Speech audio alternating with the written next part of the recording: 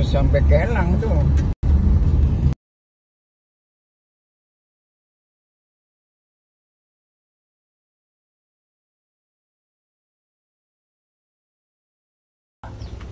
Ketiban ibu pengantin. Ya, jangan menangis ya. Jangan menangis ya. Jangan menangis ya. InsyaAllah. Mungkin nangis lagi kot.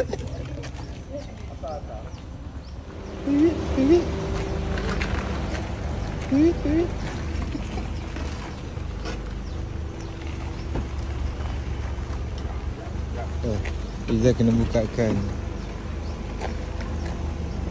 Macam mana perasaan? Nervous lah sikit. Nervous sikit eh? Bin Abidin, saya. Aku nikahkan kau dan aku kahwinkan kau dengan Nurul Fatin Najwa binti Norizan yang berwakil wali bapa kandungnya kepada aku dengan mas kahwinnya RM100 tunai. Aku terima nikah Nurul Fatin Najwa binti Norizan dengan mas kahwinnya RM100 tunai. Sir. Alhamdulillah. Al-Fatihah. A'udzubillahi minasyaitonir rajim. Bismillahirrahmanirrahim. Alhamdulillahirabbil alamin. Arrahmanir rahim. Maliki yaumiddin. Iyyaka na'budu wa iyyaka nasta'in. Ihdinas siratal mustaqim. Siratal ladzina an'amta 'alaihim ghairil maghdubi 'alaihim waladdallin.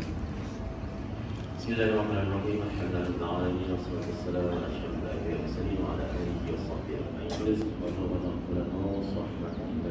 ومحمد على سفرات الموت والنجاة من النار وعلى السبب. ربنا هب لنا من ازواجنا وذرياتنا قرة اعين وتقنا عذاب.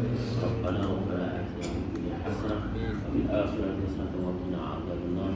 وصلى الله وسلم على آله وصحبه وسلم. الحمد لله رب العالمين. الله يقول.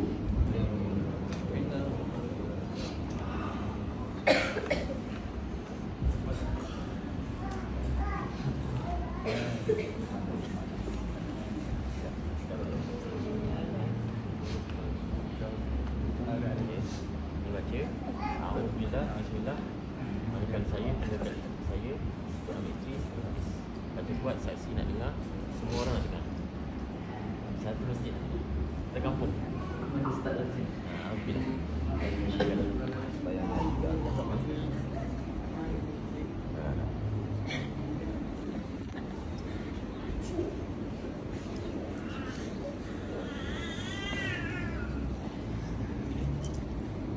Selamat.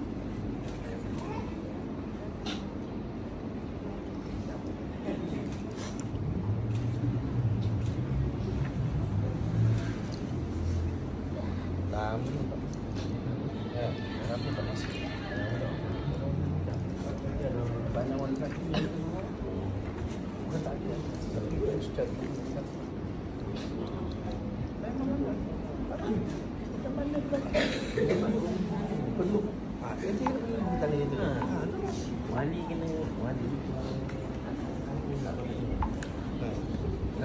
Cuba jaga. Ya. Dah. Tak hilang anak, cuma terpisah dengan anak je. Jumpa tak jumpa. Cuma tanggungan lepas lah. Dah ada orang jaga. Alhamdulillah. Terima kasih datang. Di Sungai Layau. Okay, jarang kan kalau kita kat homestay, kita jumpa ayat-ayat kata-kata semangat ni. Kecemerlangan adalah hasil daripada sikap yang ingin sentiasa melakukan yang terbaik.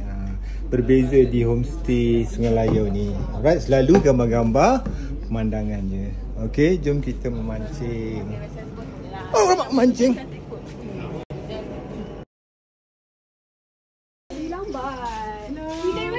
Dah tidur lah.